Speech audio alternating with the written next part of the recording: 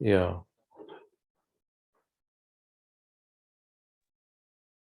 Hi, Prof. Shabir. How are you? Hi, Mercy. Sorry, I'm coming. I'm with you now, Mercy. Just a sec. So.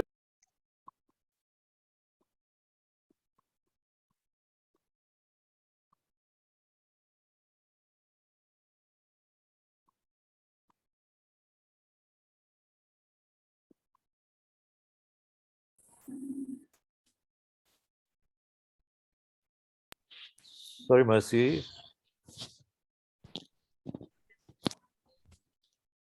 Bonjour, hello, Sir Shabir. Hello, everyone. Hello. Mercy is now in charge of this meeting, but Mercy, can I leave you? Yes, Prof. Shabir, it's all right. Thank you. Good. Thank you. Bye-bye. Hi, everyone. Hi, Elvis. How are you? Yeah, I'm fine. And you? Hi, everyone. I'm fine too.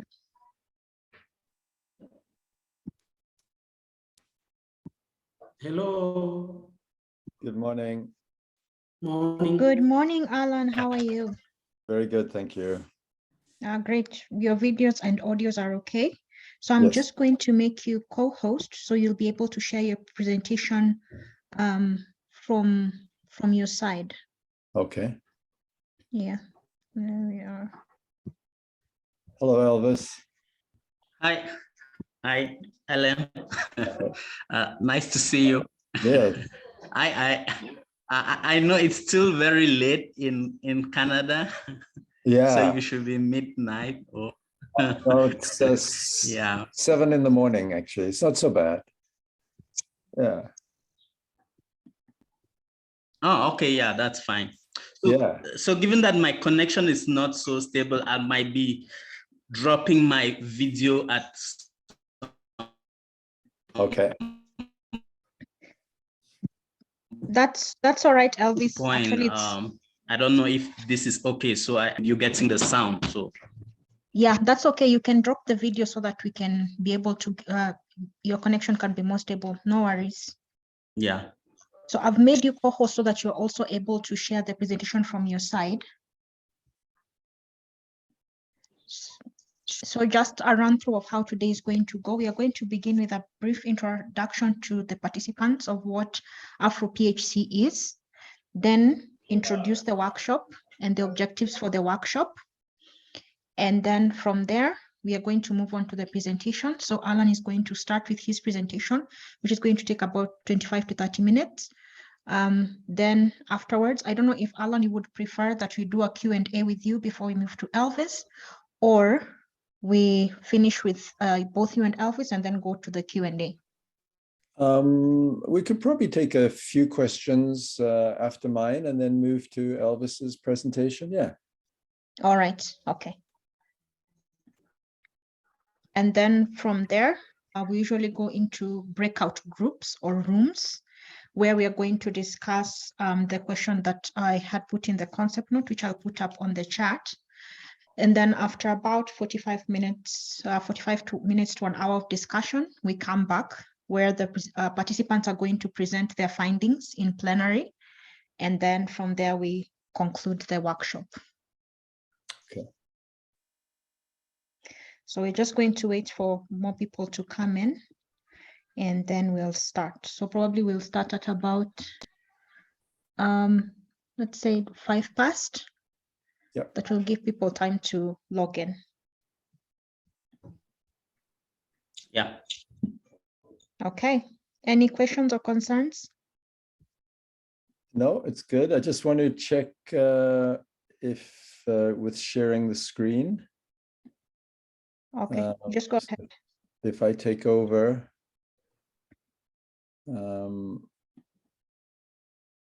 How do I do that? So at the bottom, I've made you co-host. So at the bottom of your screen, you should be able to see the green button that says share screen. Oh, there we go. Okay. Yeah. And then select the screen that has your PowerPoint presentation. Yeah. Great. Yeah. You can see Yes. me now. Okay, good. Yes.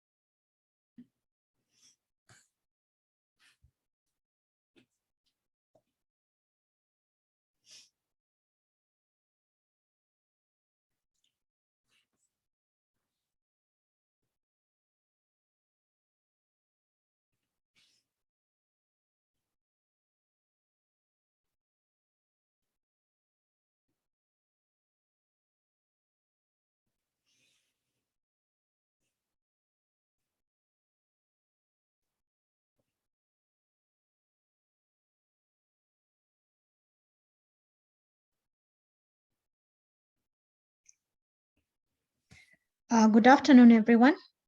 Welcome to our AfroPHC policy workshop on One Health and primary healthcare in Africa. We're just giving more participants time to join, and then we'll begin in the next few minutes.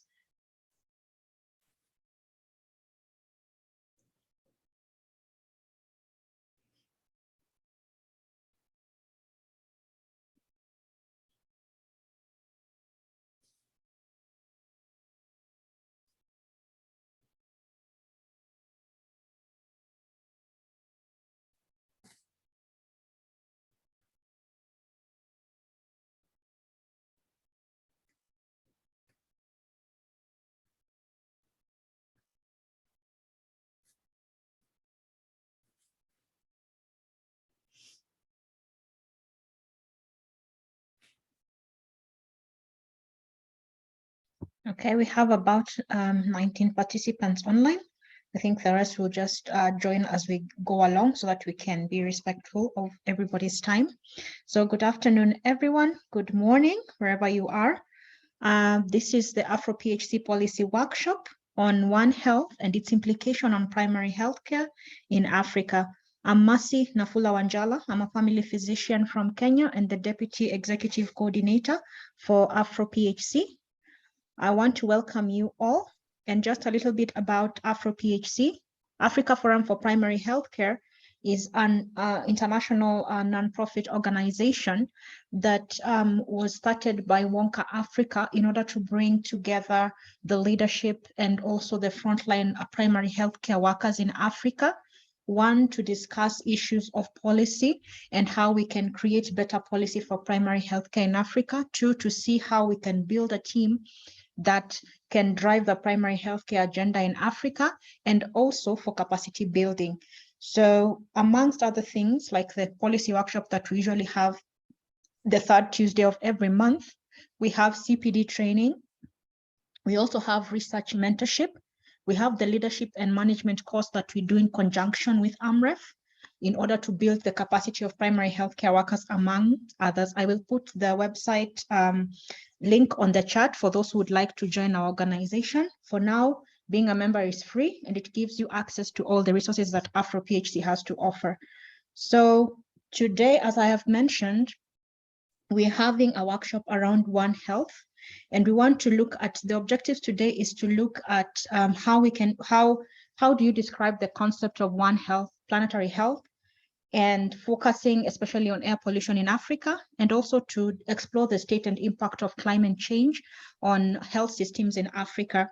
And to do that today, we have with us two amazing speakers, and I will introduce them as they speak.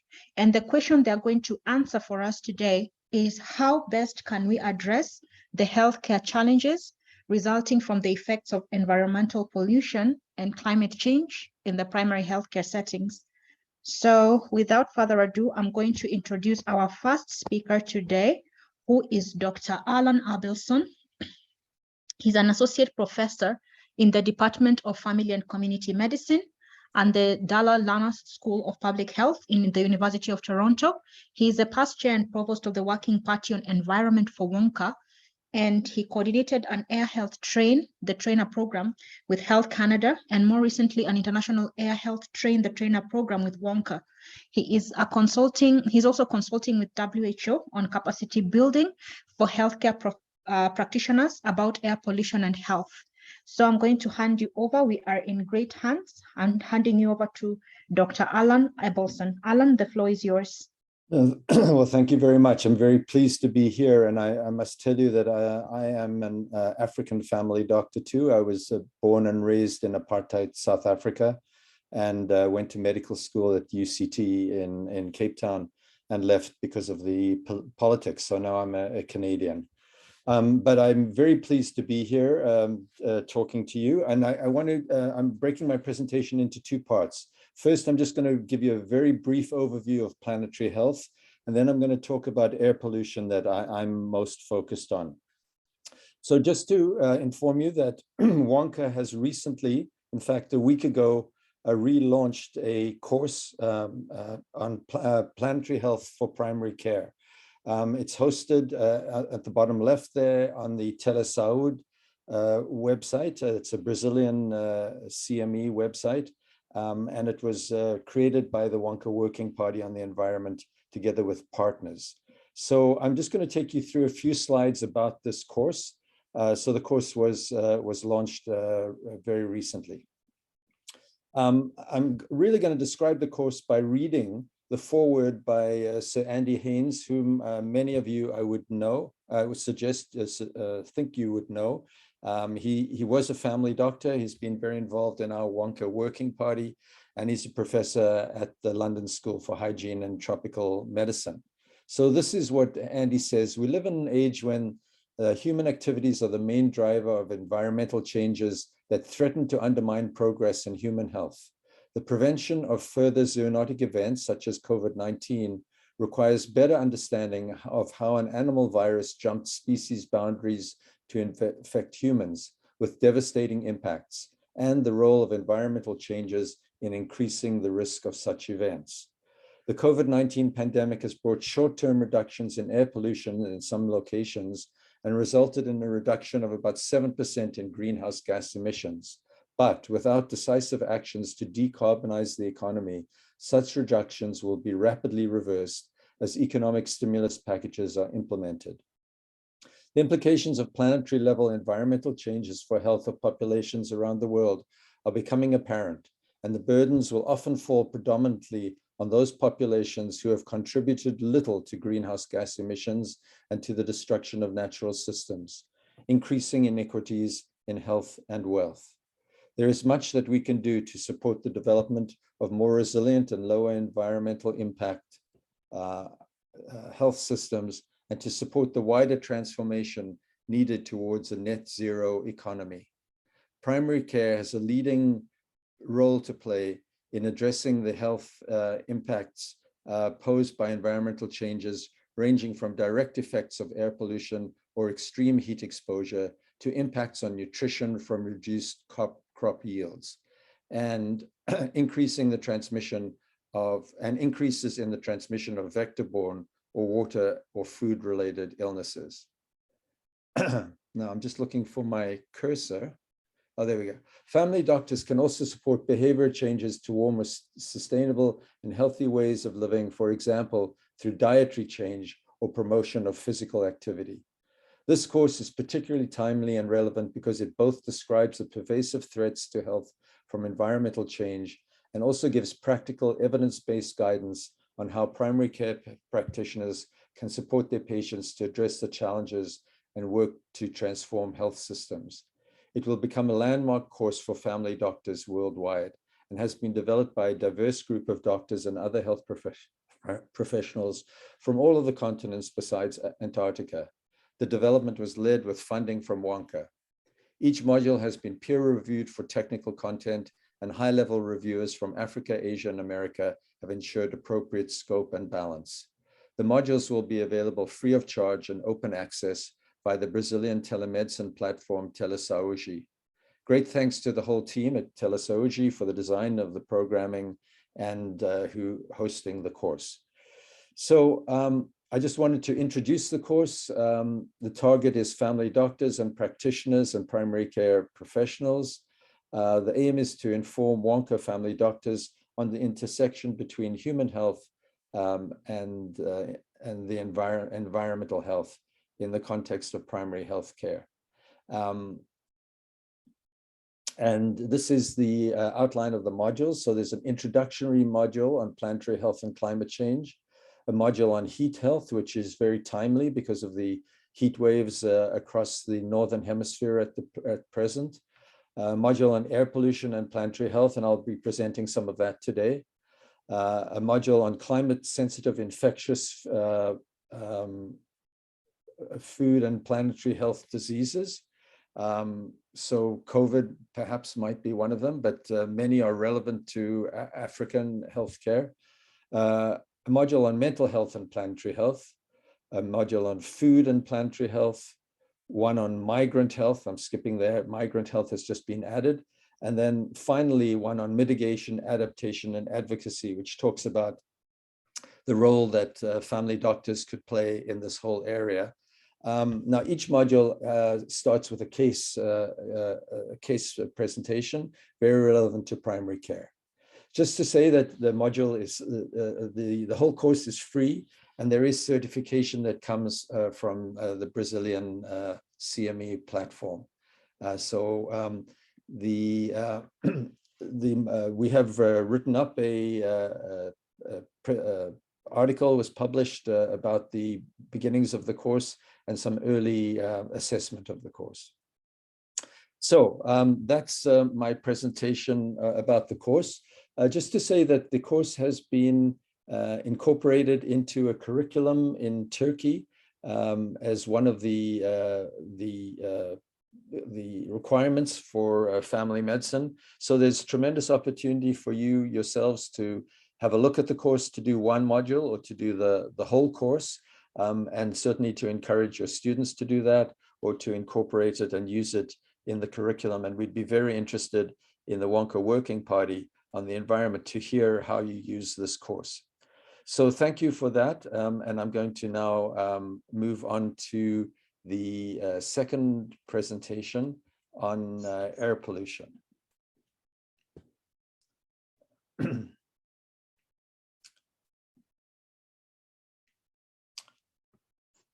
What I'm going to do is I'm going to give you an overview of air pollution, and we're going to talk about, I'm going to start with some cases. We're going to talk about the sources of air pollution in Africa. We're going to talk about the pollutants themselves. I'll introduce you to them, and then move to the health effects. A little bit about the numbers, which are very impressive, cardiovascular impacts, respiratory impacts, other health impacts, and then the role of primary care. And I do want to acknowledge the work with WHO. I've been working very closely as a consultant with WHO. In fact, I was in Ghana about a month ago. We are developing a capacity building set of modules and tools for healthcare practitioners. We piloted this in Ghana with 40 healthcare practitioners supported by Ghana Health Services. I thought it went very well. And the person at WHO I worked most closely with is Samantha Pegararo, who's has been a member of WONCA, and she's in the Environment, Climate Change and Health unit at WHO. So the slides actually are derived from their capacity building materials. So the first case, and this is from the course, the primary care course, and I'm going to move fairly quickly, is a young boy, a 2-year-old, comes into the clinic. This is in Nepal. He's been sick for 2 days with a cough and a fever. His mom is pregnant and also has a 4-year-old daughter with her, and they've come a long way for healthcare. So the boy has a fever. His appetite is reduced, but he's been taking fluids without problems, and there's no vomiting. His past medical history, he weighed 2.150 grams at birth at 40 weeks, so a little bit low. He was breastfed, and since 6 months has been on adequate mixed diet and is at 50th percentile. So he's doing well. They live in a small house with 2 rooms and no separate kitchen, and you'll find out why this is important later on in this presentation. He has a fever, his hydration is adequate, he's tachypneic, his pulse is 130, there's no nasal flaring, no grunting. Chest, there's no indrawing, but you can hear rhonchi and crepitations at the right lower zone. So we make the diagnosis clinically of pneumonia, and we feel that he can be sent home on oral amoxicillin for 5 days. His mom is counseled about fluid intake, medications, and monitoring him.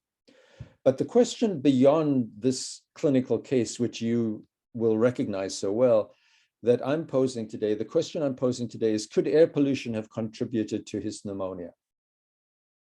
And that's a very important question. And the answer is absolutely yes. And I will show you some data later on. But in Ghana, about 25 to 30% of the pneumonia cases are thought to be contributed to and precipitated by exposure to household air pollution in the home from cooking with wood or coal or dung or waste. And where and how could her son have been exposed? And that's really what we call household air pollution. We'll talk about this later. Another question is, could low birth weight of her children also be attributed to air pollution? And certainly air pollution, household air pollution with very high levels, like cigarette smoke, can contribute to low birth weight in pregnancies.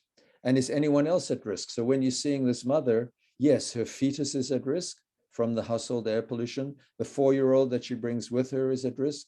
She is at risk as well. So all of them are being exposed in the household, in the small household with 2 rooms, to air pollution.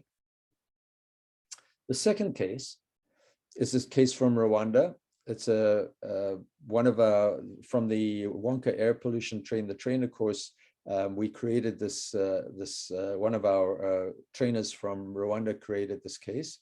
It's a 41-year-old male from a rural district. He comes to the referral hospital, difficulty breathing, progressively worse over the last 5 days, especially short of breath last night, not being able to lie flat, not being able to catch his breath. And he couldn't walk without becoming short of breath, and his legs have swelled up recently. He's been admitted previously 2 months ago with heart failure, confirmed with chest x-ray. He was treated then and discharged home. There's no smoking. He doesn't smoke. No one smokes at home. He has a wife who is healthy, 3 kids, and they live in a 2-room brick house. They cook their daily food with firewood in a poorly ventilated kitchen, and they use kerosene lanterns for light. He worked in farms, and one of his jobs was to burn the crop waste before the planting season.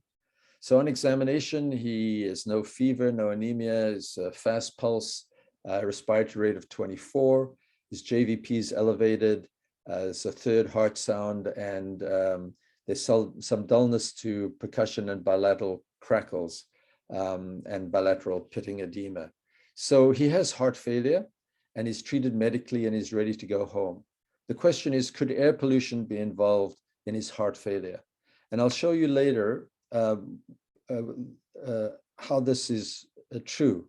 But why I'm presenting this case is to show you that it's intuitive that air pollution would affect the respiratory system. We breathe in the air pollution, goes into our lungs. But more importantly, it also affects the cardiovascular system through complex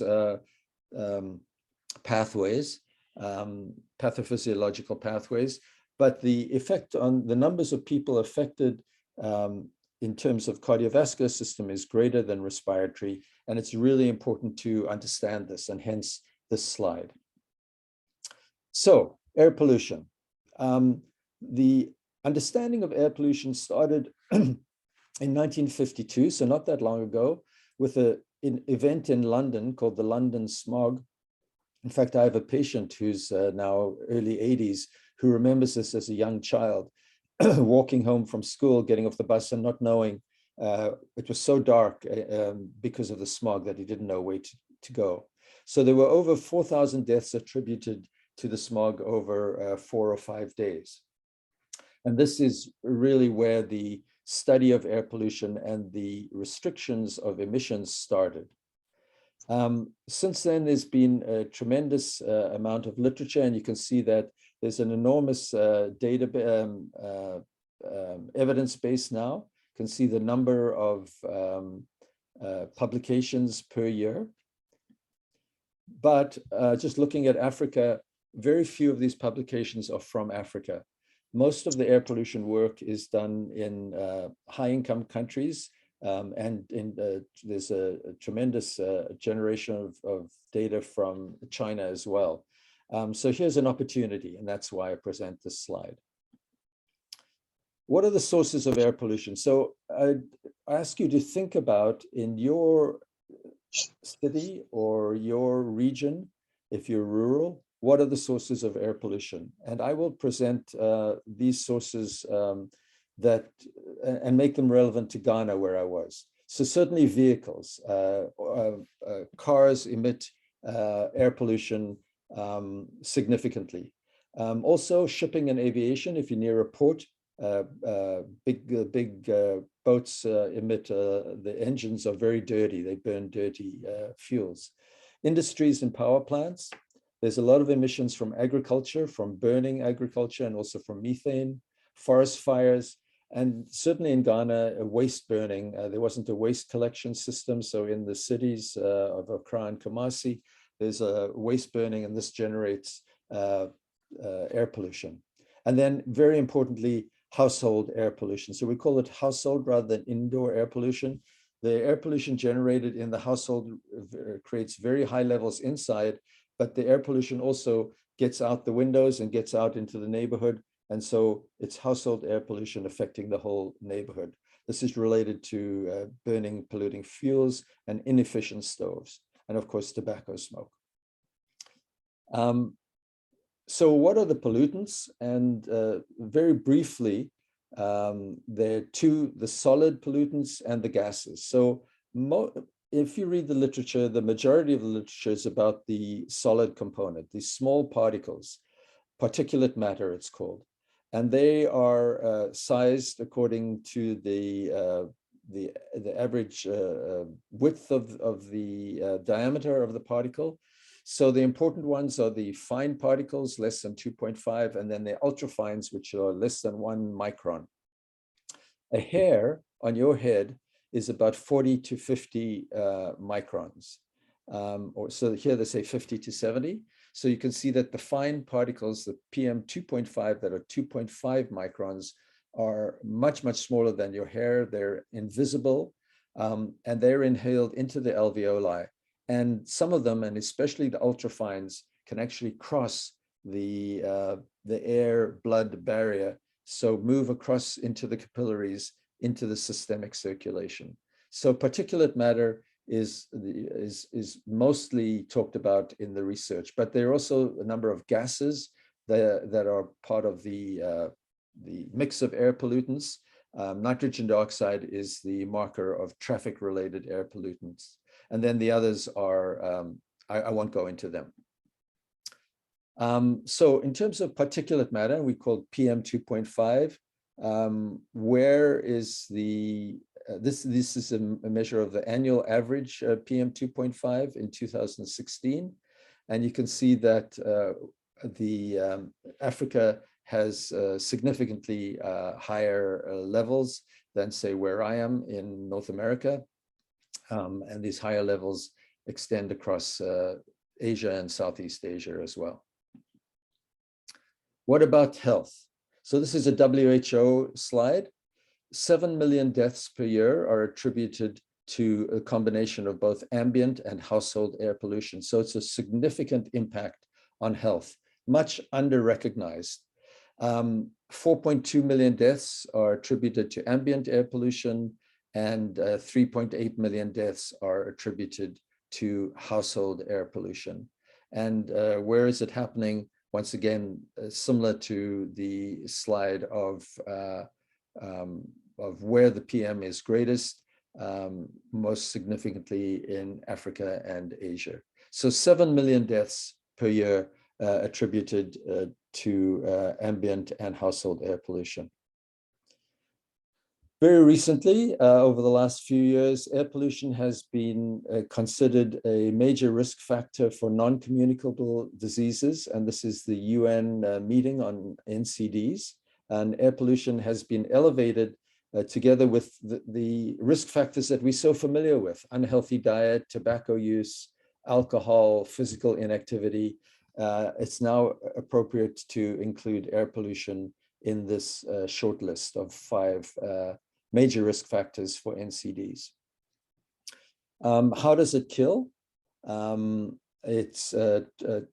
some of the deaths are from lung cancer. The deaths are from stroke, from heart disease, and from lung disease. So if you add up the heart disease and stroke, they outweigh the effects of lung disease. Okay, what effects on the respiratory disease? So we often divide the health effects of air pollution into long-term exposure and short-term exposure. Let's start with the short-term exposure, and we'll leave out the green box. That's more the pathophysiology, and talk about short-term exposure. So we know very well that if an asthmatic goes out and walks in exercises in air pollution, there'll be an exacerbation of their asthma. There's also a lung function decline in patients with exercising with asthma. You can have exacerbations also of COPD. And we've talked about the pneumonia or acute lower respiratory tract infection in children from household air pollution. What about the long-term exposure? If you grow up and spend your childhood in an environment that is polluted, air pollution does not just exacerbate asthma, it also leads to the onset of new onset of asthma in pediatric patients. There's some recent publications that talk about that in more depth. There's also an increase in symptoms of allergies. So there's a synergism between air pollution and allergic sensitivity. There's impaired lung growth. So in populations who grew up in towns in California where there was worse air pollution as opposed to cleaner towns, there was impaired lung growth. Early exposures and lifetime exposures lead to the development of COPD and also lung cancer. And particulate matter was classified as a human carcinogen almost a decade ago. What about cardiovascular disease? So both short and long-term exposures have been shown to increase cardiovascular disease.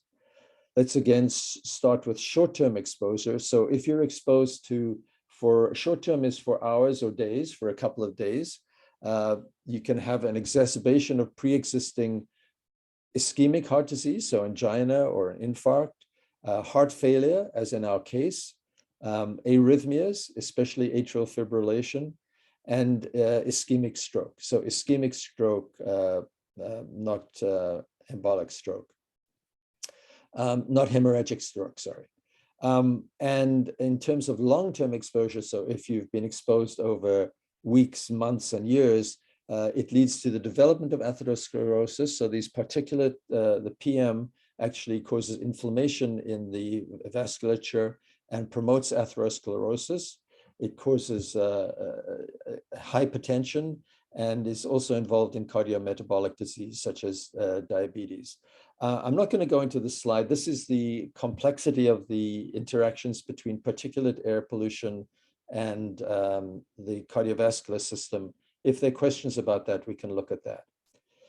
But besides the cardiovascular and respiratory systems, almost every organ is affected. And this is from an article about 5 years ago from the European Respiratory Journal. And we've touched on many of these, but a few others are important. Eye disease, so cataract is as a cigarette smoke affecting cataract, but a woman who's cooking and living in a polluted indoor air environment is much more susceptible to developing cataracts. Respiratory disease we've touched on. Diabetes we mentioned before, high blood pressure, DVTs. And so a lot of this is because of the mechanism that these particles get into the vasculature and cause inflammation peripherally throughout the cardiovascular system. So it's related to stroke, also neurodegenerative diseases, all the cardiovascular disease we talked about, skin aging, and the effects on pregnancy with premature birth and decreased birth weight. And where I talked about cataract. Now, a few words about household air pollution. Once again, and I'm talking about this because it's very pertinent to the communities that you live and work in, for many of you. It's air pollution generated by household fuel combustion, leading to indoor air pollution, and also contributing to air pollution in the community. This is the proportion of the population with primary reliance on polluting fuels and technologies for cooking. So nearly half of the world's population, so 3 billion people, mainly from lower and middle income countries, still cook with fuels and technologies that emit a substantial amount of toxic air pollutants, including particulate matter and carbon monoxide. And you can see that there's a high concentration in the African continent. And what are the diseases attributable to household air pollution? Well, very similar to what we've talked about, ischemic heart disease, stroke, acute lower respiratory infections, COPD, and carcinoma of the lung. And where do these deaths occur? Once again, obviously where the household air pollution, where people use the or burn indoors for cooking and for heating. So in Southeast Asia, there's that's used for heating as well. So once again, Africa and across Asia and Southeast Asia. But household air pollution, just to point out that it's not just a health issue, it's also a gender issue. Women are doing the cooking, not the men. Young girls are very much out collecting firewood and spending their days collecting firewood and cooking instead of going to school. So it's a socioeconomic issue. It's a climate issue as well, because the smoke that comes out of these inefficient stoves contributes significantly as a greenhouse gas to climate change. And also there are other health impacts. And I certainly remember from my time at Groote Hospital in Cape Town, seeing many burns related to indoor fires.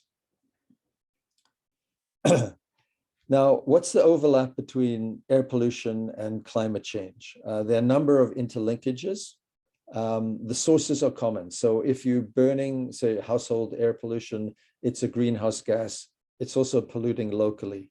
Some of the air pollutants, like the carbon that comes out of household air pollution, is a very strong and short-lived climate pollutant. So there's a specific type of greenhouse gases that are short-lived, but very potent.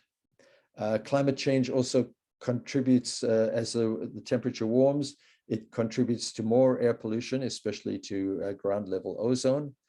And with climate change, you get drier deserts and drier forests, and you get more desert dusts like the Hamatan in West Africa, and more fires. And certainly we have that problem in Canada with the forests drying and more fires and air pollution related to that. So what is the role, my last section here, what is the role of primary care in assessing, clinical assessment and advising patients? And I would love to spend more time with you talking about this, and hope that you will discuss this in your breakout groups. First thing is, some populations are at higher risk related to air pollution. So when I showed you the cases, it was somebody with cardiovascular disease, pre-existing cardiovascular disease, and was a young child. So susceptible patients are people who are susceptible because of age. So children are susceptible, and seniors are susceptible, and people with pre-existing cardiovascular or respiratory diseases. And then vulnerable patients are people who are more exposed. So people are more exposed in the household, in the community, or because of occupational exposures. So living close to a highway because of automobile exhaust, living in slums, and not having access to clean fuels for cooking, and people of lower socioeconomic status because of where they live and how they cook. We're just starting to think about the idea of developing clinical tools for caregivers, for healthcare professionals, in terms of assessing exposure.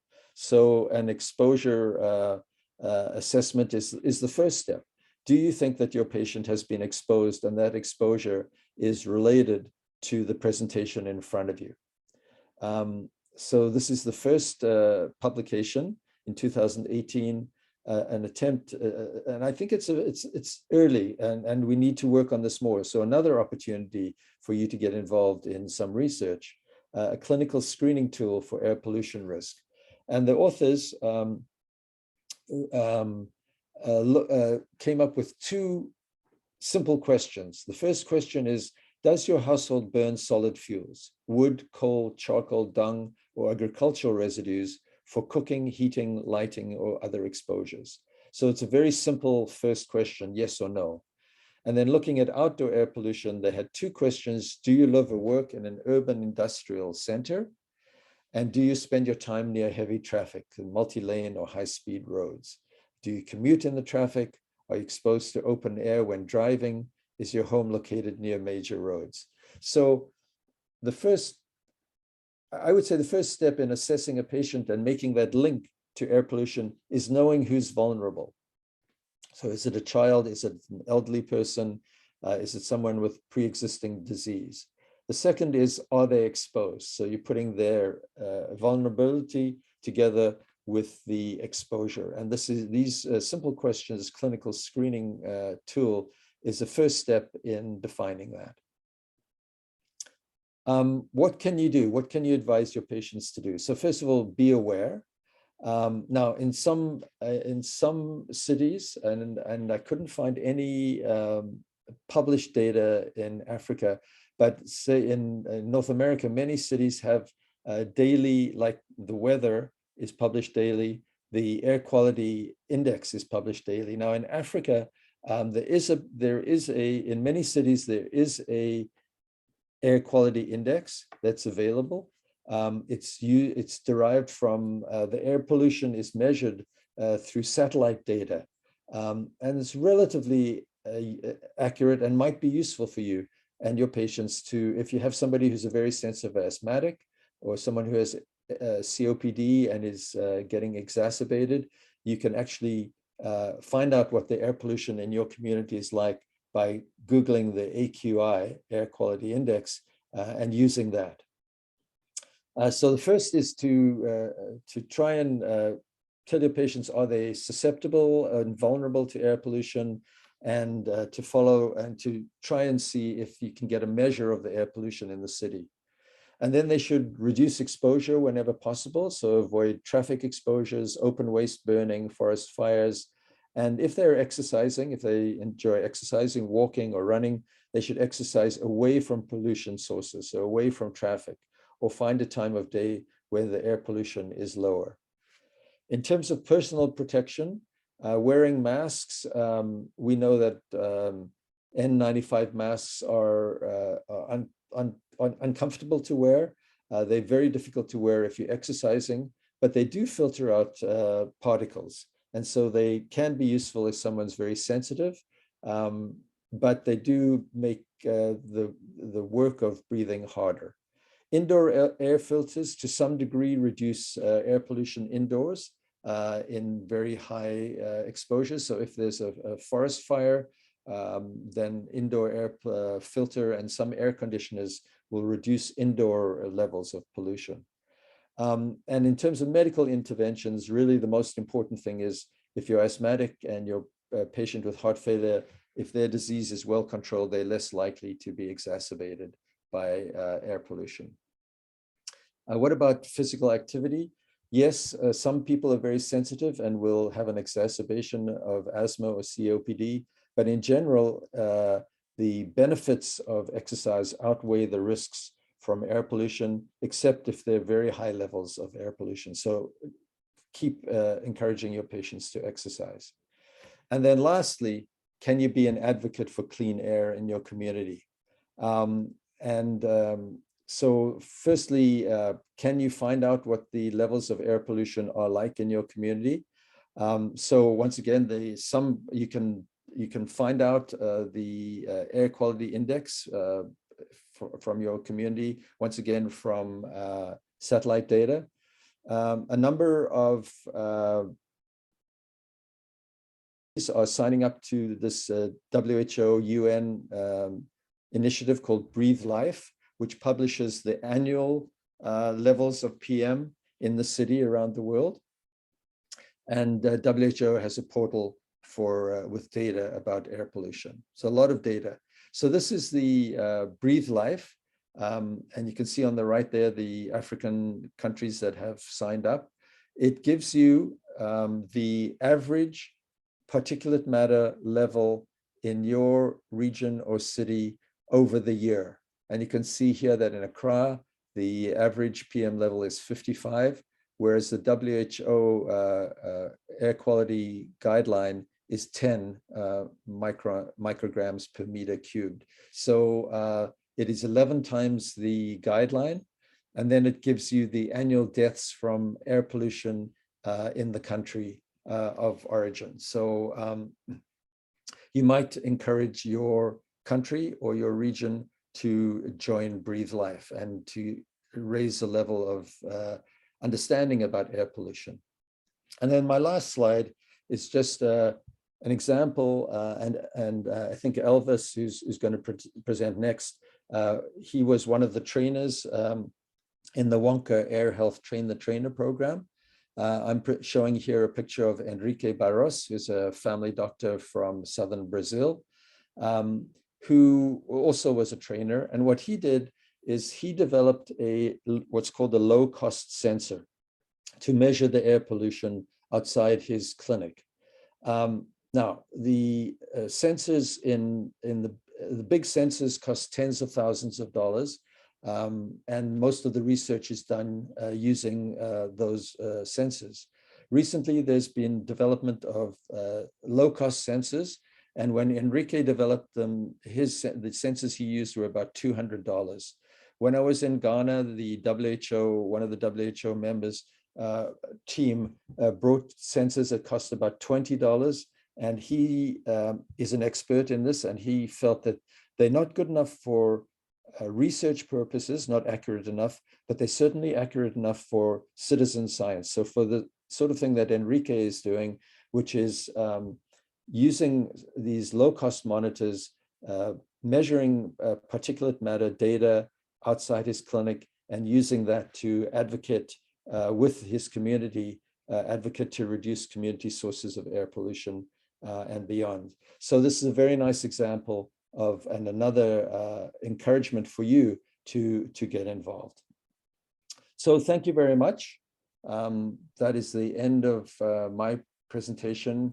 I'm happy to take questions or to listen to Elvis and then take some questions. Over to you. Thank you so much, Alan, for that wonderful presentation. In fact, I was just sitting here and digesting everything you were giving and just thinking to myself, we are so busy trying to look for the exacerbation and causes of NCDs in food, yet it could just be in the air around us. Like I did not know that air pollution is just apart from the effect it has on the lungs, it also has effects on the rest of the systems, including on people who have diabetes or who have the potential to develop diabetes. So thank you for that presentation. I've seen two questions in the chat. There was Karim. Karim, would you like to unmute and ask your question?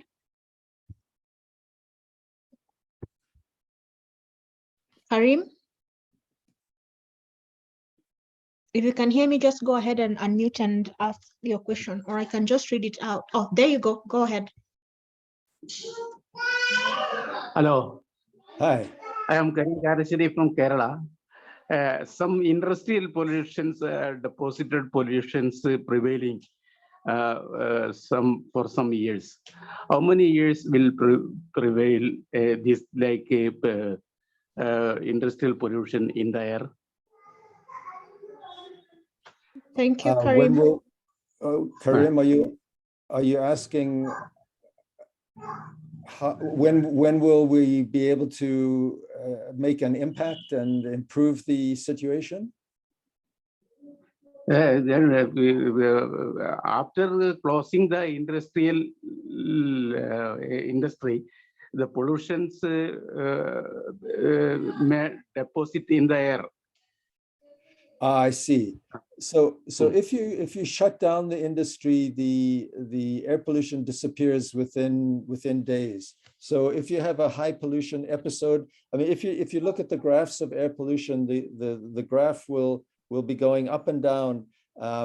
If you have rain, then the rain washes out the particulate pollutants. If you have a big wind, it will blow away the pollutants. So it varies, but certainly I think it was in Glasgow, one of the UK cities where they stopped burning coal, the levels of pollutants went down dramatically, and then the health effects followed a number of years later. I hope that answers the question. In case you have a question, you can just type it in the chat or raise your hand. And because I'm not seeing any hands raised or any more questions on the chat, we are going to move on to our next presenter. Thank you so much, Alan. We're going to move on to our next presenter, that is Elvis. So Elvis is a member of the World Heart Federation's Air Pollution Expert Group, that is APEG, and he represents the World Health World Heart Federation within the WHO Civil Society Working Group to advance action on climate change and health. He is trained by the World Organization of Family Doctors, that is WONCA, on air pollution and climate change impacts on health and actions needed to protect pollutions and population's health. He is also a founding committee member of the Youth Climate and Health Network, initiated by the Global Climate and Health Alliance, and is a coordinator of the Global Youth for Clean Air and Climate Health Action, amongst others. Welcome, Elvis. The floor is yours. Please go ahead and share your screen. Okay, thank you very much. I'll just share my screen.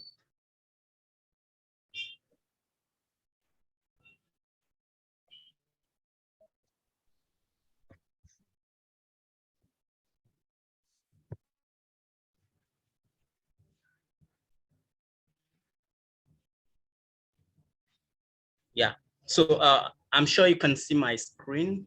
Or...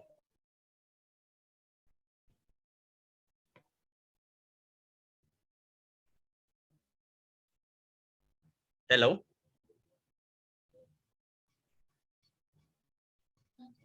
Yeah, we can see your screen. Just put it on slideshow. Yeah. Yeah, okay. Thank you very much for giving me the opportunity to do this presentation after Alan. Alan's presentation was so interesting. I know he actually he trained us on most of the things I'll be saying today. So, but given that I'm currently living in Africa, and this is for the African context, I think I'll be giving some hands on some other issues that are underlying in the continent. So I'm very happy to be presenting with Alan, and I'll be speaking on climate change. Oh, sorry, I think. Yeah, I'll be speaking on climate change and its impacts on populations. Oh. Just move to the first slide. You're on the last one. And then okay. start the slide. All right, yeah. No worries. Thank you. So my presentation is going to be like a three-step presentation after Alan's own, where I'll be presenting what climate change is all about, really looking into the burden of climate change itself related to health in Africa. And the next part will be making a link between climate change and air pollution. As Alan said, there are some linkages, even though these are issues that are treated independently. And also, I want to invest as an advocate on the need for advocacy by healthcare professionals to push any actions on climate change and air pollution impacts on health. So I'll begin by looking at the burden. If we look at the burden, climate change is responsible for several deaths globally, such as disasters have killed thousands of lives, affected nearly 100 million people. And if we look at the financial cost, climate change has cost $310 billion just in 2019. African countries are witnessing catastrophic manifestations from climate change, which include floods, droughts, wildfires, and unseasonal snows.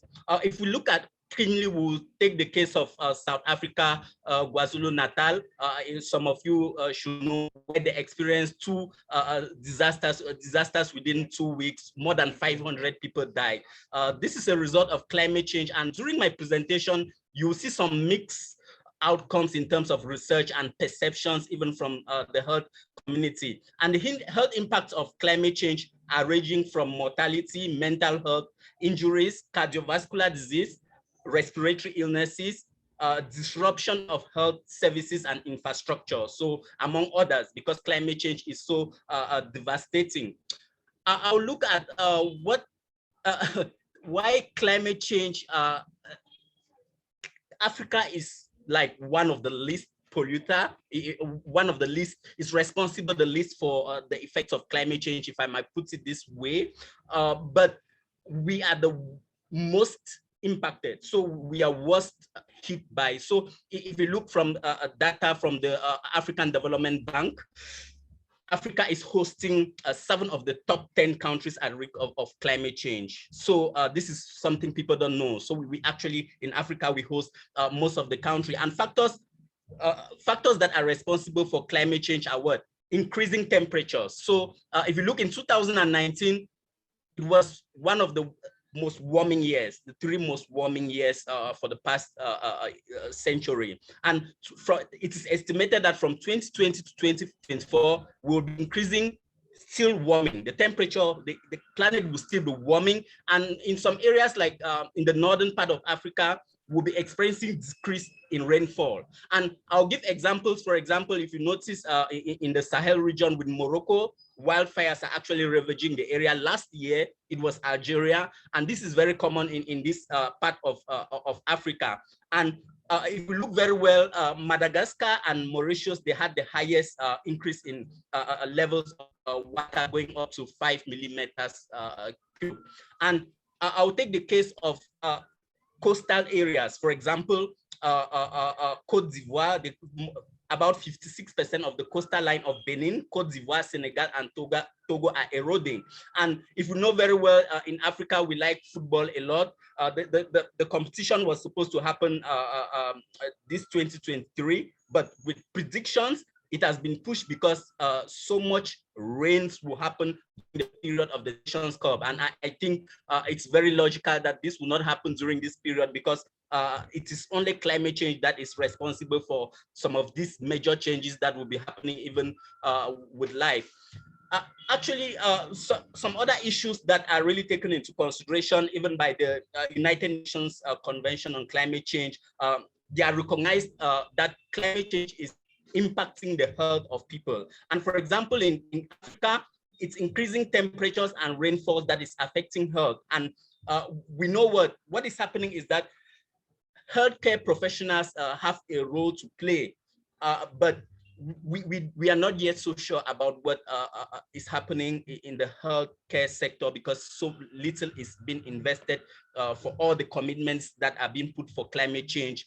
As I was reading, only 0.05 has been invested on health on the 1.6 billion that was committed. So it's like the health and climate change is yet to be recognized. And we noticed that in 2017, it was estimated that 93% of global malaria deaths occurred in Africa, which is something which is very normal. I'm going to, and some call to action from this agenda that was set is what? Africa Agenda for 2063, which was concluded in 2013, recognizes climate change as a major threat in the continent for development.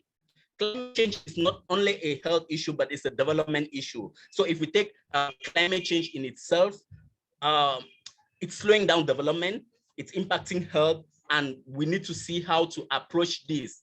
I'm going to, given that we have healthcare professionals here, I'm going to share this vulnerability outcomes study from 6 countries in Africa, where we have healthcare professionals talking about how the health systems are being affected by climate change. We have the study in Ghana participated, Nigeria, South Africa, Namibia participated.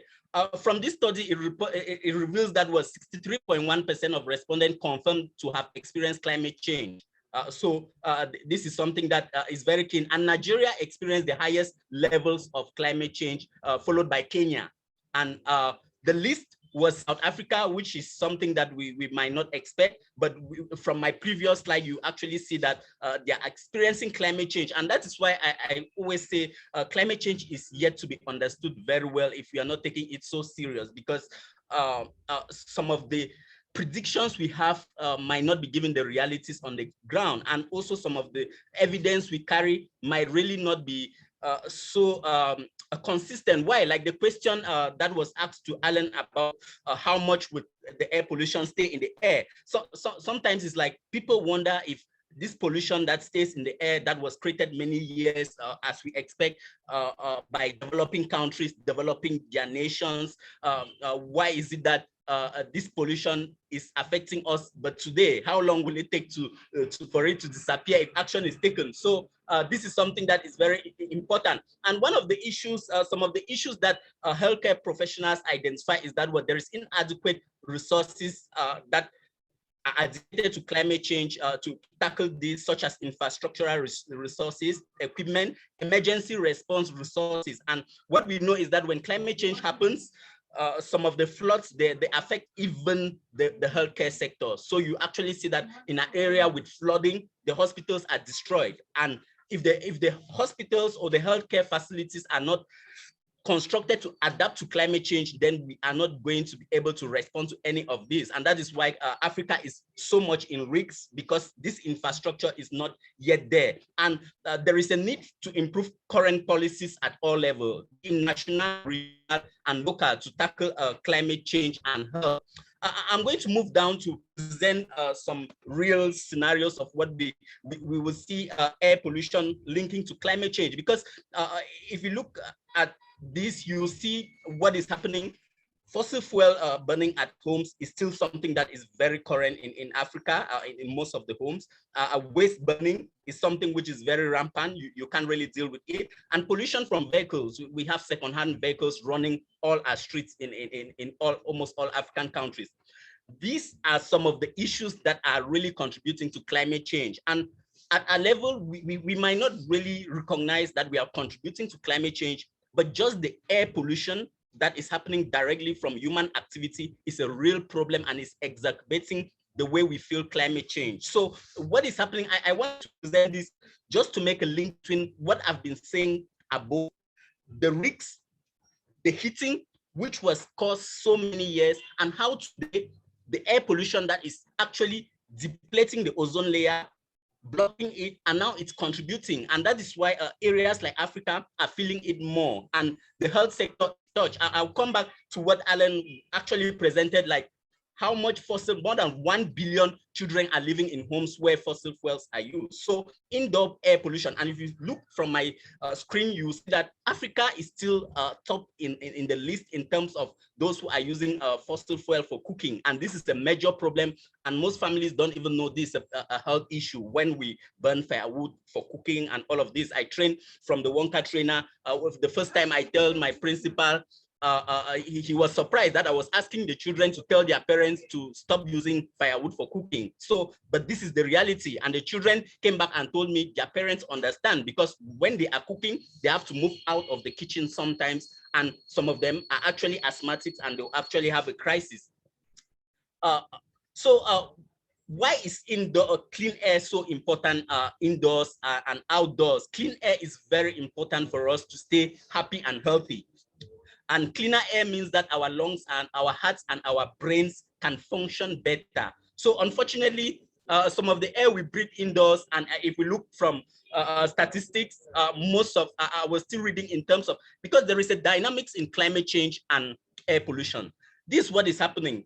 If we look in the developed countries, the pollution at the individual level is so low. And that is why if you look at mortality at level of pollution, maybe in Canada, in the US, it's low. But when we come to countries like Africa, Nigeria, they might have air pollution as the second killer, Uganda, the second killer. And if you look countries like Nigeria, Cameroon, within the top 10 countries with PM 2.5 concentrations, Egypt is inside, Cameroon is inside, Nigeria is inside, and you see all these countries in Africa. It means that at individual level, we are contributing to air pollution at a so exaggerating level that we cannot survive if action is not taken urgently. So what are some of the actions that healthcare professionals are supposed to be taking? Disease control is so important. We are supposed to understand how to control disease, be it asthma control, heart failure control, and also reduce exposure. This is advice. So most of the time, healthcare professionals that we need to advise our patients, and also using masks and purifiers, as Alan was presenting. I'm going to come in some sources, some clean air sources of energy that we use in Africa. We have clean air sources that you can see in the screen, LPG, liquefied petroleum gas, which is still something that it's not so clean, but we recommend it because we are trying to promote making the clean available. So sometimes families, if nothing is happening, is available, they are going to complain. So when you advise your patients, you need to use the concept of making what is available more visible. So making the clean available, or making the available clean. So if we discover that sometimes some of the products we use are supposed to change. For example, in Cameroon, this is at the different clean air, sources of energy we use indoors.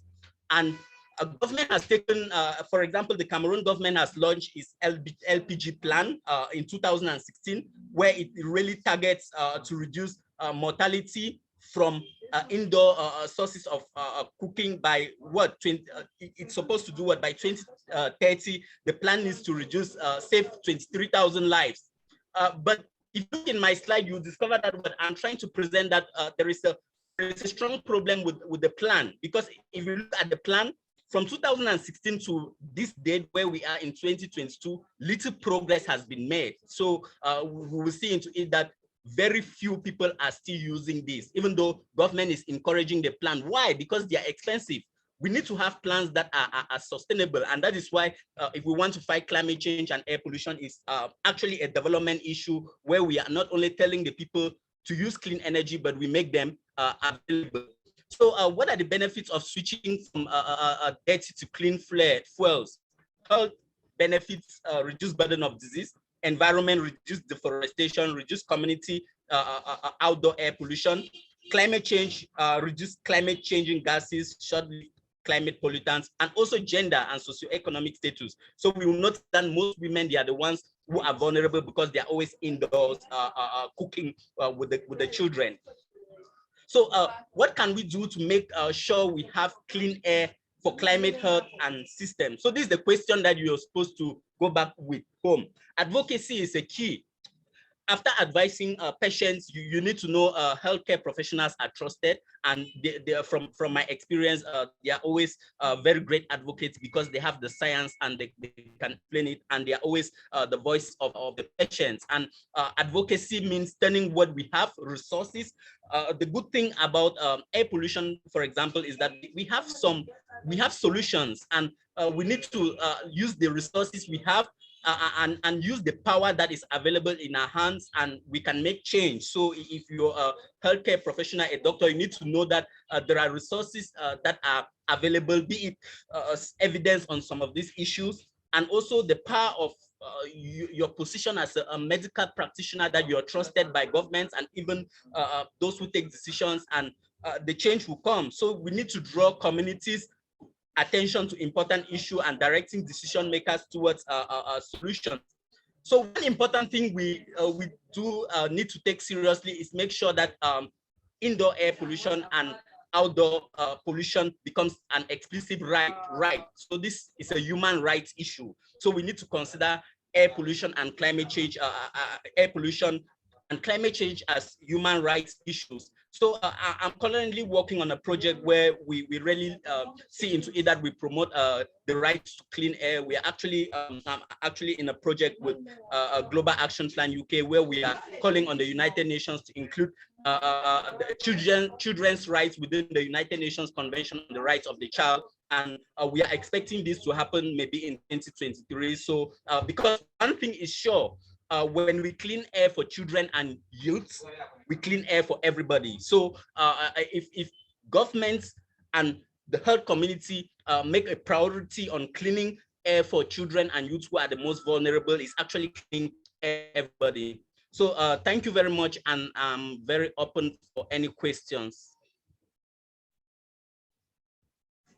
Thank you very much, Elvis, for that wonderful presentation and really showing us the picture of what environmental pollution, specifically air pollution, looks like in Africa.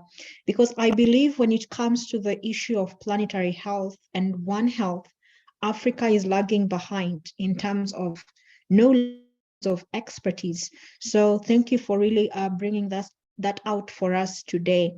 And I'm going to go to the chat and see if there are any questions. And if there's anyone with any question, please feel free to raise your hand and you can ask your question. In the meantime, I'll just read some comments from the chat.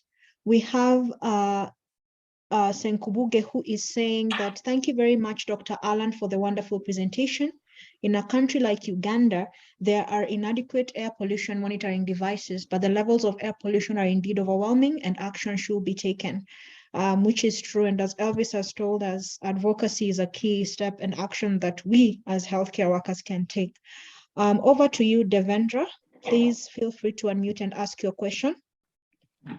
Hello, I'm Devendra Bika from Johannesburg, South Africa. Hearing the two speakers present the problems, I don't know if we're going to deal with this in the further program, but it looks like we almost have an unsurmountable job to perform. And it brings to mind Sadhguru, who is at the moment involved in Save the Soil. He has traveled 30,000 miles from Europe to India, spreading this notion of how we can save the soil. So maybe we can contact his establishment or his group to find out how they go about spreading this information, because we have to start educating the people right from ground level upwards to the local level, provincial level, government level, international level. And at the moment, it looks like almost an unsurmountable problem. But I believe with God's help, we can slowly try to eradicate this poison that is killing our people. Thank you. Thank you very much for that comment, Devendra. I don't know if Alan or Elvis, you'd like to speak to that? Well, it's Alan here.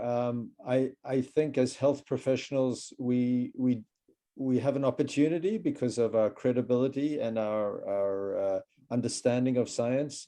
And so we do have an obligation to act, and a community-wide mobilization is obviously is important in terms of air pollution at the local level and climate change at the global level. I think where we can also start is educating our own, so educating our medical students and healthcare professional students in our universities and colleges. And I think the youth will show us, I have great faith that the youth will show us the way. I make one further point, is that some people in the face of such overwhelming issues get depressed. And I think it's important to not be depressed, to have optimism, but to be outraged, not to give up, to take this what's going on in the climate and globally, like your example in the soil, and to be outraged with this, and to let that lead to energetic activity with a sense of optimism. Thank you. Just to thanks, Alan. I just wanted to follow Alan's point on being bold, not being depressed around, because we know climate change itself, we know what it does to mental health of those who are affected, and even those who work in this domain, because we experience it daily and even during. And I'm trying to say that with the WHO Civil Society Working Group, we are doing just so much, because health has actually been recognized with 5 key priorities during the COP Congress in Glasgow. And there are follow-up actions that are happening.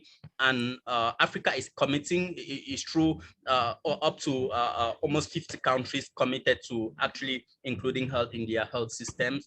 And 19 of them are actually from Africa. And the good thing is that we have the opportunity now, which the continent is developing, and we need to see into it that we wouldn't make some errors that happened in the years back. And so for Africa, it's an opportunity. So much is happening globally to tackle climate change, but it's a very complex issue. But for me, for Africans, we need to be hopeful and be bold.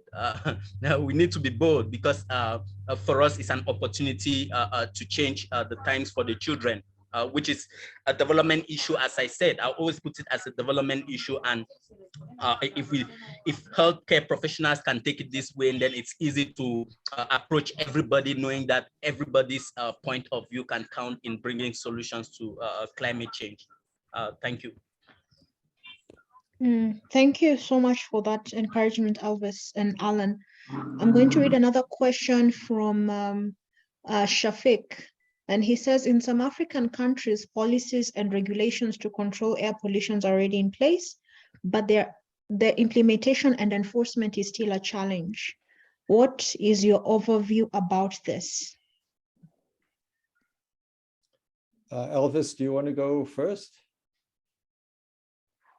Interesting question, because I know policies are always put in place, but implementing them, it's a big challenge, because the truth is that most of these policies, they need to be accompanied by resources. One of the things I notice is that most of countries, they don't have the means to do a follow-up, implement the policies, and now like track them up. So, and all of these needs resources. And as we have discovered, research in air pollution is very expensive, and most of the times is doing follow up with research, and that is what some of our African countries don't have. Thank you.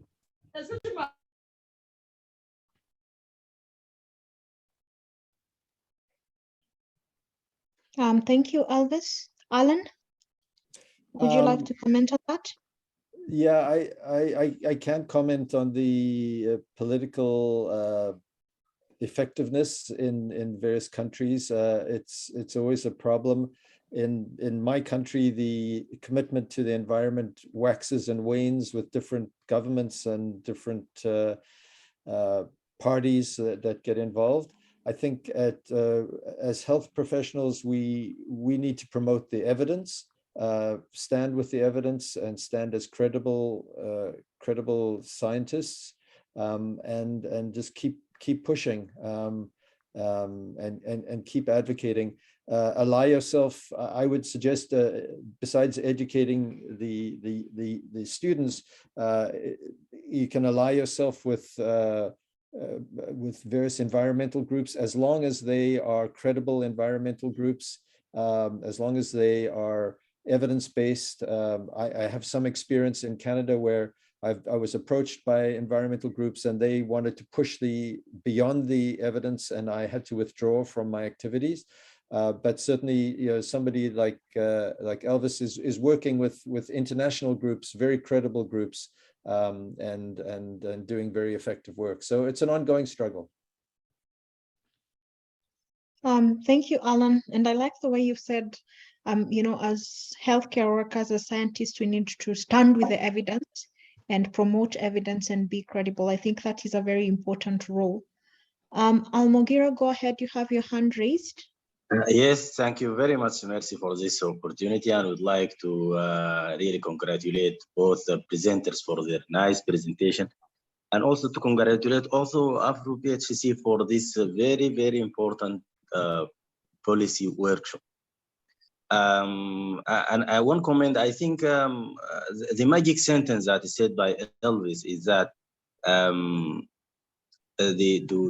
clean the available and make the clean available. I think this is a magic sentence because it put all the recommendations, summarize all the things that is said during this workshop, and also it put the recommendation straightforward for both the communities and the policymakers. And I think we can break it down into policies, regulations, laws, and many things. So thank you very much. Thank you so much for that comment, Almogira. I'm going to read one more comment from the chat as we transition to our breakout groups, where we will have more discussion around this issue of what does environmental pollution and climate change look like in the communities that we serve? Are we able to identify them? And if we are able to identify them, then what has been the impact on the populations that we serve? And after that, we look at what are the possible solutions for us as primary healthcare workers on the ground, primary healthcare workers working in the policy space. What are the possible solutions that we have to mitigate these challenges that we're having? So I'm seeing two raised hands. Let's see, Dr. Ibama, please go ahead and make either a short comment or ask your question, and please keep it short. And just unmute. Go ahead and unmute. Okay, all right. Thank you very much. I really have dropped the comment in regard to what we are trying to say. And from the last highlights made by the moderator, it has it looked at it a little, because for the outpouring of knowledge from this workshop to be quite meaningful, the primary healthcare space, and that is what I said, because we need to look at country-specific issues in that borders around indoor and outdoor pollution as it is implicated in the population health. So I really want this outpouring of knowledge that is quite important and reasonable for us to gain maximally from it, and then take it to in a thematic specific, country-specific contextual level, so that I think it will be quite useful to us and then make a very big impact to the population. Thank you very much. That's what I really wanted to. Thank you so much, Dr. Ibama, for that wonderful comment, because it's always important to be able to translate knowledge into action. Because if you're unable to do that, then it becomes impossible to create lasting change. Thank you. Thank you so much. So I have placed us in groups, and I am going to ask, when we go to our groups, please let's get to know each other, just introduce each other. That's 1. 2, please select someone to facilitate the discussion. I have posted the question on the chat. And then 3, select someone who is going to write down your discussion points, so that after 45 minutes, the room will close. We'll come back to the main room and have feedback from the groups on what you have discussed. So just to repeat from the question, what is the impact of environmental pollution and climate change on the health of our communities? And what are the possible solutions to mitigate these challenges? So you just go through what the environmental pollution and climate change looks like, the manifestations in your community, and then how those manifestations affect the health of your community, and what you can do, or whether at policy level or at service level, to help mitigate those challenges. So I'm going to open the room now. Any questions from anyone? Anyone who's not clear on what we're going to do next? Just raise your hand and I'll clarify. I am not seeing any raised hands, so I'm going to open the rooms now, and we'll go into our breakout rooms and come back after about 45 minutes.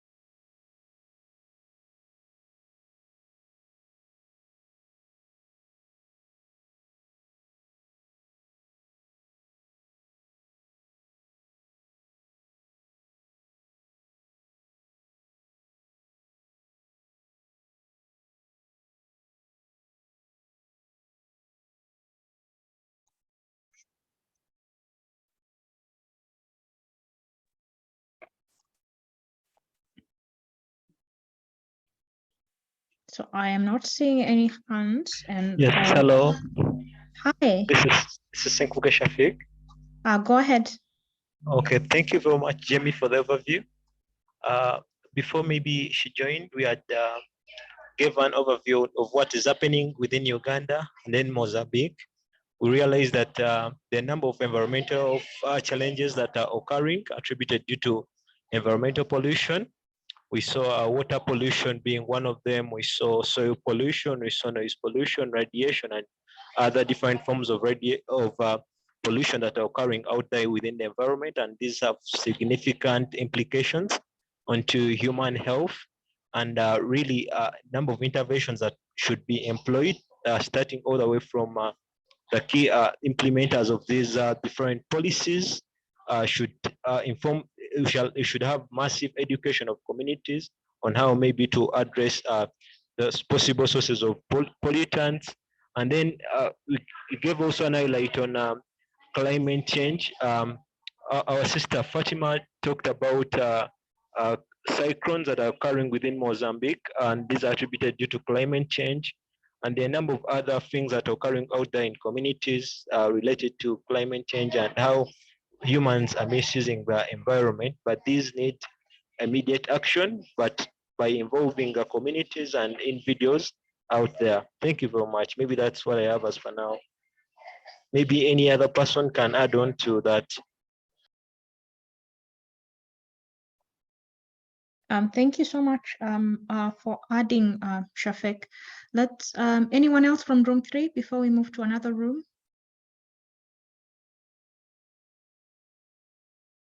Okay, I will go ahead and call upon Susan. Thank you for giving me the opportunity. Room 4, we're 8, unfortunately, just 3 persons were active. We had one Julian from Uganda, and we have Takonjo from Cameroon and myself from Cameroon. And we're able to talk on the environmental pollution. And some of the key points we're talking here were pollution, that's water pollution and energy pollution. And Julian was able to share his own contribution and talking from the different sources where we can have this environmental pollution, where they were coming from cold, the use of wood and fuel. And he shared situations where most of this pollution is from the local community, because the local community, the low-income individuals are the one using this coal and wood, because they cannot afford these much expensive, less energy products like the gas, the stove, and all of that. And we're looking at how we can manage this. On my side in Cameroon, I brought pollutions. It talk about water pollutions, where some time ago were cautioned not to use this normal plastic bag, and because this normal plastic bag, the polythene bag, trying to cause erosion. And because they're causing erosion, that the kind of block passage of water, they now have to cause flood, which I brought up a scenario where we had last 2 weeks or so, where we had heavy rains. And because of these heavy rains, and because of these polythene bags and other wastes which has been thrown without it being processed, it had to cause some flood, where some families were able to have their homes destroyed and left them homeless. All their businesses were carried away because they were able to go right close. Their houses were around the bank of the river. And because of this flood, most of the people who were living around this area were been carried away. And this same situation sometime in my country has been be put in place, where they had to tell people not to use this polythene bag. They were supposed to use these degradable bags. And I think to an extent, they were able to follow up that, and the fines were placed for people who had to use this polythene bag rather than the degradable bag. And at a short point in time, the whole policy had to be shut down, which we don't know what happens. I don't know whether people went over to do some kind of, I don't know, injustice there. And so they had to stop it. So with all of that, and with what we were able to gather from Julien from Uganda, we came up with some suggestions that could try as much as possible to create awareness. Because if policy is not going on well, we who are I call it activists and who are trying to get our voice heard, we can create awareness at our different community and at our different forums, try to come up with some activities which we can help the communities so that they will be aware on how to use some of these equipment which has to expose people to environmental pollution. And he mentioned, or we mentioned, that political leaders have to be strong. They must be able to have strong will in order to see how they can actually implement these policies.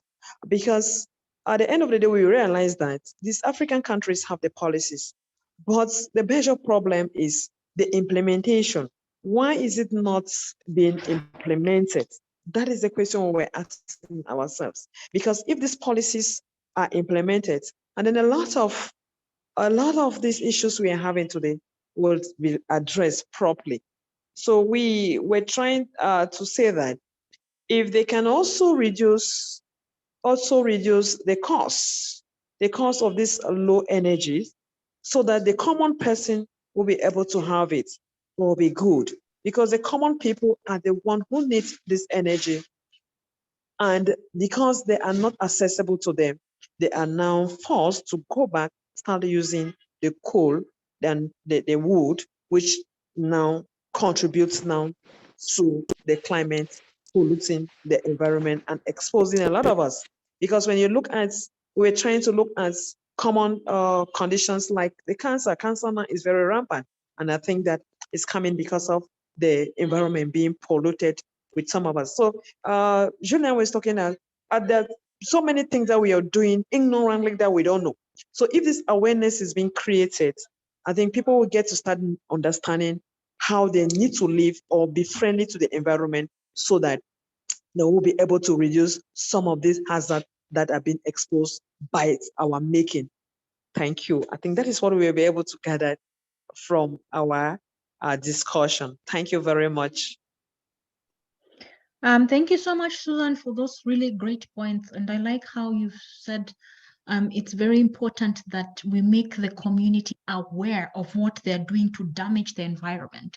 Because if people are continually damaging the environment and they don't know that they are doing it, then you cannot expect us to make any headway when it comes to controlling pollution. So I think awareness is a very great step, not only for us as healthcare workers, but also for the community. So thank you so much, Susan and group, for that great discussion.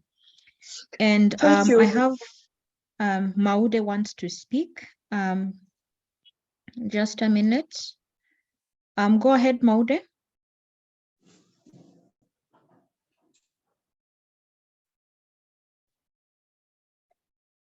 Hello, good afternoon. My name is Mort Chabalala from South Africa. I was in one of the, I think, smallest groups.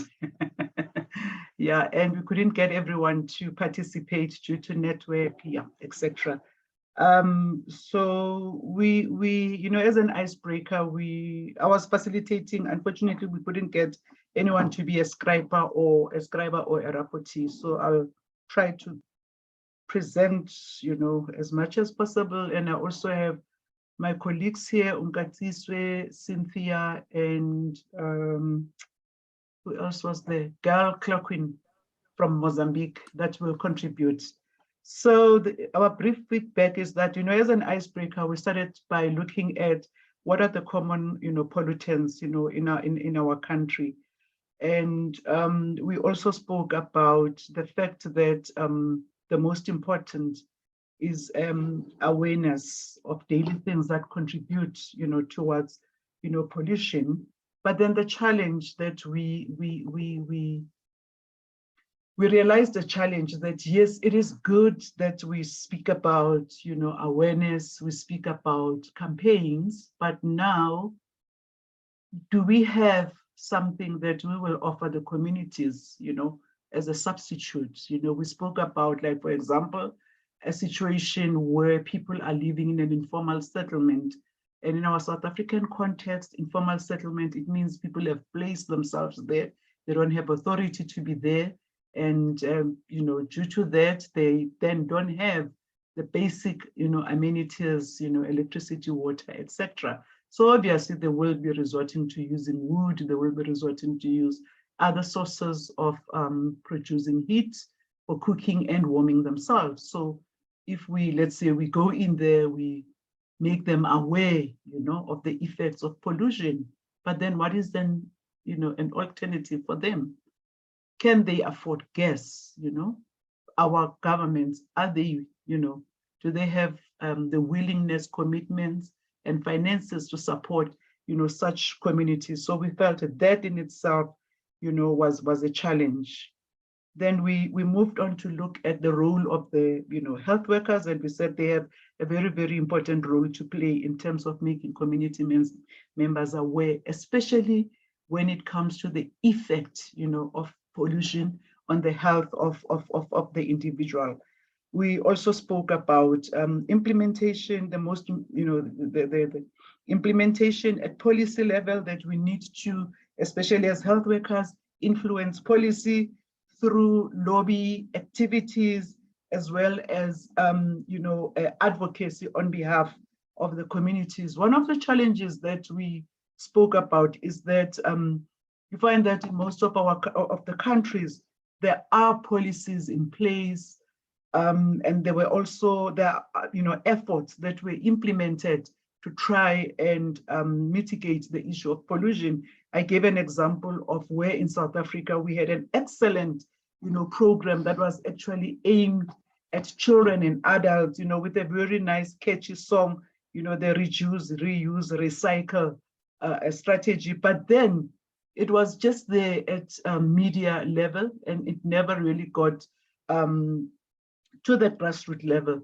Another thing that we also identified as a huge problem is that, you know, policies are there. There are policies that are put in place. However, when it comes to monitoring and evaluation, it's a big problem. And then I gave an example of here in South Africa, where we had the policy, you know, the anti-smoking policy that was implemented to say, if you smoke indoors in front of children, in public places, you will be arrested. You know, that was implemented. A lot of money was spent on that. But in terms of making sure that it's implemented, there's monitoring and evaluation. So as part of our lobbying strategy, we need to make sure that, you know, those strategies are there in place in terms of monitoring and evaluation. Another interesting, you know, discussion that we had is that, you know, if you look at also what was presented on earlier on, and if also we reflect, you know, in our day-to-day lives, you would think that, you know, pollution, you know, at some point we're saying the people that are likely to contribute more are those, you know, the poor of the poorest that don't have the resources, you know, the basic things to avoid pollution. Like, for example, people that are using fossils, you know, wood, you know, that the ideal is for them to have gas. And if you look at gas, It's something that can be afforded by those that have, and yet it is a basic and essential thing in terms of preventing pollution, whereas the poor would look at it as a luxury thing, you know, that, oh, you've got gas, it means you can afford. But then we had a discussion to look at, no, but also let's look at those that have, that instead of a person buying a big car that, you know, emits carbon monoxide, why not go for a smaller car? We also looked again at the fact that it is law that people who drive cars, it should be cars that are roadworthy. But again, we see a situation where there is no monitoring in place to make sure there isn't enough human resource in terms of traffic, you know, law keepers to make sure that all the cars that are on the road, are roadworthy. Yeah, so and a big thing for us here was the issue of, you know, policies. Yes, we speak policies, but if they are there should also be effective monitoring and evaluation strategies. I'm going to ask Gail Clarkwin to share, you know, his experiences from Mozambique, where they really tried, you know, to introduce small gas bottles, you know, to mitigate the issue of pollution. Thank you. And my colleagues, also the others, apart from Gail, Unkatiswe and Cynthia, you know, they can add. Thank you. Thank you so much, Maud, for that very detailed discussion that you've given us. And I love the fact that in your room, you really took a multi-sectoral approach and look at the different facets of pollution and how they present and how they can be mitigated. I think that was has been very interesting. And thank you for all who shared their experiences. I think those experiences, even to others in the room who are asking about what are other countries doing, I think that was also very eye-opening to see what South Africa is doing in terms of fighting pollution. So Buko has had his hand up for a while now. So Buko, please unmute, go ahead and speak. And then maybe after that, we can have others who would like to add to the discussion that Maud has presented. Go ahead, Buko.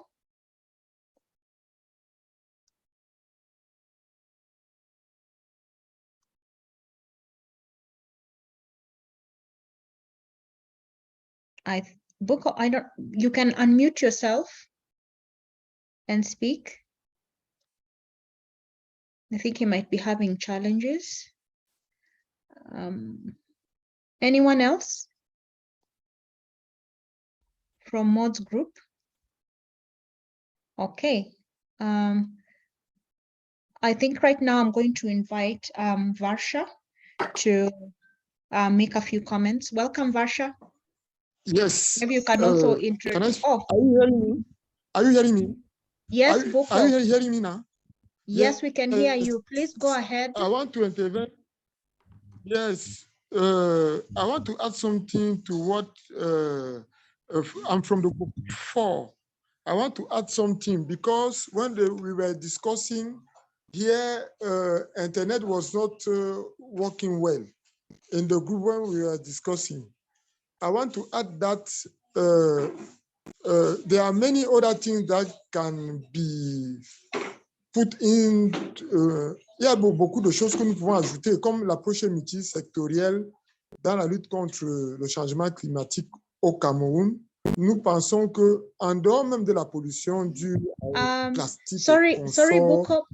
politique.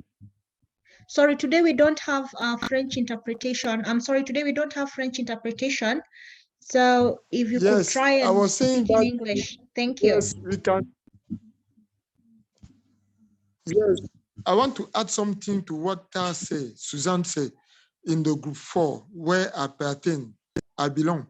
I was saying that during the discussion, the network was not well. That's what I could not intervene when we were discussing in the group. Now I want to add something more because the approach is multidisciplinary. We can ask the politicians in the Cameroon are not, they are like died. We can ask politicians how to approach politicians and have a discussion with them. And two, there is this deforestation, la déforestation qui adding to this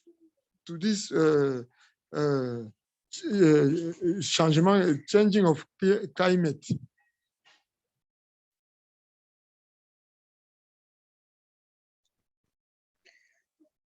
Thank you so much. That we can Buko. add to do in our group. All right, thank you so much, Buko, for those important and key points, because indeed deforestation is a problem in Africa because we know trees play a very important role in the natural cleansing or cleaning of the air. So thank you for that, and the key role that politicians play and that we have to engage them. Thank you so much for that. And I'm sorry for today, our French translator was not available. For the next workshop, we'll make sure the translator is there available for you. Thank you. So now I will move to Varsha. Please go ahead and also tell us who you are and where you're from. Thank you so much. Mercy, is that correct? Yes, it is. Okay. Thank you so much, Mercy, for giving me this opportunity to address the whole group. My name is Varsha. I'm originally from India, Mumbai. I lived in Mumbai for 32 years before I migrated to United States, New Jersey in 1998. And here I'm a neuroscience, a nurse practitioner, advanced practice nurse. I was internal medicine medical practitioner in India. And I think that this is the meeting I did not want to miss. And I'll tell you the reason why. For United States, I have participated in a lot of nursing organization as a nurse leader. Multiple boards. I have been president, board member, secretary. And what I see that we as healthcare provider have such a strong hold on the community. We can make changes through variety of leadership roles that we can play. And going back to Susan's presentation, I completely agree with her that policies are going to be in place, but how are we going to implement? So, right, this year, since 2020, I am the nurse champion for climate change. And I took a pledge that in my capability and what I can do as an individual, as one person, what can I do? So I have started talking any opportunity that I get, I tell them, hey, can I come to your meeting and talk about climate change? Can I come to your meeting and talk about climate change? So I will tell you that in 1 year, I have already done 2 national presentations, National Indian Nurse Practitioners Association, then my State Nurses Association. I have 2 research projects that I'm implementing. So I just wanted to share this with group that the momentum that you have started, it's going to go a long way. Through the Climate Change Committee, now I'm also in the planning committee of the COP27. Everyone knows, right? The climate change conference that is going to be held next. And what I wanted to share is that I have not done really big projects. I have done very small projects. Starting with me, I said, okay, I'm not going to use any disposable utensils. So I stopped using any plastic. I bring my own lunchbox to work, which is everything is reusable. I'm not using any plastic bags. I'm teaching people how to make bags out of the t-shirt. So you recycle the clothes into reusable bags. And there are so many small initiatives. But the implementation wise, I see our great future lies in our children. So if you have school nurses in your country, and if these nurses can teach these children, parents will learn because the children are going to be teachers of their own parents and say, Mom, don't do this way, do it this way. We can start educating our kids that no to plastic, use reusable. Slowly educate them about what is microplastic, which is going into our seafood. talk about how methane is generated when we have too many cattle. How do we keep our environment clean? How do we contain the methane and nitrous oxide production by just composting our organic food product? So these are small individual based project. We can start with a very small group, 5 mothers, 5 fathers, 5 children. And over the time, we will see that we will make a shift in the change. People change when there is a good educator. And I believe that as nurses or nurse practitioners or healthcare providers, we are educating our patient all along. Don't eat this, exercise, eat healthy food, you have to rest, and patients listen to us. So when we incorporate one more sentence that, hey, for your own good, you can do this instead of this because your health will be benefited. Simple example that if you have too much of organic waste outside of your house, which is smelling really bad, what you can do is dig a pit, cover it up, and it will become a nice compost. And then you can start a small organic farming. You can grow your own vegetable right in your backyard, which is healthy for you. So these are like small bits that I incorporate in my everyday education to my patients, to my nursing students, to my family. And currently, I'm also doing a research project with the young adolescent. And I have a Zoom meeting planned with this 8th, 9th, and 10th grader. I'm going to teach them how to compost, how not to use plastic bags, how not to use all disposable plastic, silverware, etc. So this is all I wanted to share with you. I think this is just the beginning, but we all can do a great job and keep our earth livable in next 20 years. Thank you so much, Varsha, and it is indeed an honor to have you join our meeting. And thank you for sharing those practical solutions that we can do with our communities. I really love that, like just educating and also helping them just do small things step by step, like reusing plastic, reusing clothes instead of throwing it away. I think those are important things that we overlook. Thank you for highlighting, and please put your email on the chat. I think we as AfroPHC would like to get in contact with you and continue this work. And also, I'm sure there are people in the participants in the audience who would also like to contact you and see how you help them. Yeah, can I just share one thing that, yes, I have an Instagram. It's called climate_save it now, but I will email you. And what I do in that Instagram, that anything that is like a tip or try this, or if there is a video that can educate people how to, we cannot share all the information in one meeting, right?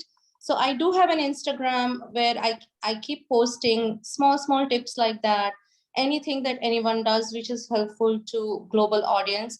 So I will share that information as well. So thank you so much. My pleasure.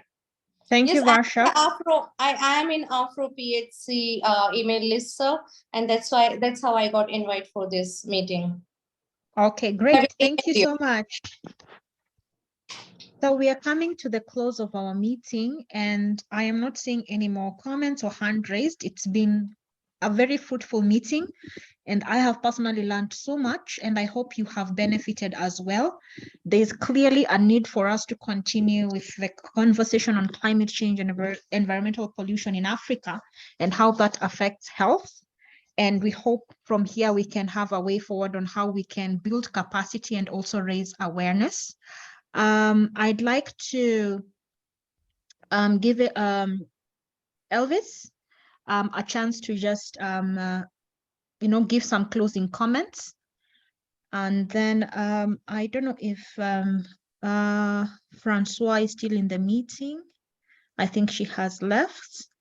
And then after Elvis, we'll have Cynthia. Cynthia Chaiba is one of our executive board members at AfroPHC. She will close the meeting for us. So go ahead, Elvis. Thank you so much, Mercy, for the invitation. It was such a pleasure engaging with all of you from different areas of Africa. And I was so happy and touch, listening to Vasha, giving her passionate commitment to climate change, which is the way we need to be bold. And I really encourage her model of targeting the young, the children. They have a big role to play at the level of the family, contributing.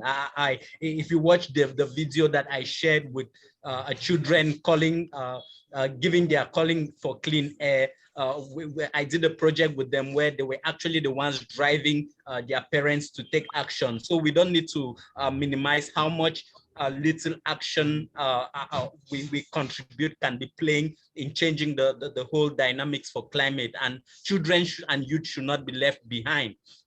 These are key actors in the area of climate change and air pollution, because they are worstly affected, be it their organs developing, be it the mental health and all of that. So that's why we really need to see into it that youths are taken into consideration, and children are a major driver of initiatives globally for climate change. So I'm really happy for this, and I'm looking forward to collaborating in any way for us to move forward with this agenda.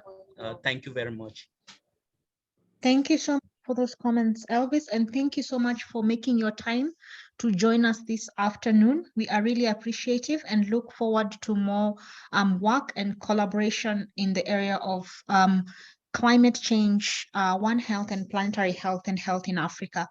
So right now, I would like to hand over to, don't worry about the recording and also the presentations will be shared on our website later on. So just keep an eye out. We usually share the recordings and the presentations. So Cynthia, are you there? Oh yes, I'm there now. Finally, I was driving, but I'm now in one place. Let me say greetings to everybody. Good afternoon, good morning, good evening, wherever you are. I know this forum is composed of people from all over the world. It was really a very, very informative presentation, which I think we'll take with us to our homes and start reflecting on how we can contribute towards improving issues related to climate change and look at One Health. Thank you very much to the presenters, and thank you very much for the contributions that came from all of you, because they are really food for thought. We are here to ensure that the communities get the best health that we can provide to them. And from what I picked up from the discussions, really, it's quite a mammoth task that we have to tackle.